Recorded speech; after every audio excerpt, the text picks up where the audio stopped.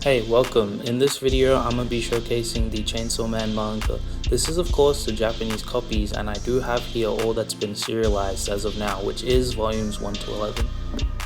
Essentially, I'll be showing you each volume one by one. Also, I'll show you the manga volumes with the slipcovers off, which I think look awesome. I like the subtlety of design inside. Besides from that, there's also a quick size comparison and a quick flip through of a couple pages of the first volume. Chainsaw Man has got to be one of the most unique things I've read, and it's definitely something that's just super fun to read. I especially love all the movie references and the whole unpredictability of its plot, which I just think combined together to make this series shoot up in popularity. I'm also super hyped for the anime, which I think is only going to blast the series' popularity just even more through the roof. And yeah, I've also made a video of it myself, so if you want, you can go check that out.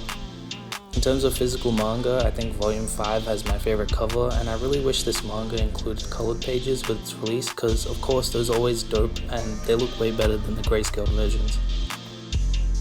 Anyways, that's all from me, and I hope you enjoy the rest of the video. I do hope to make more content like this in the future, so subbing would be fire.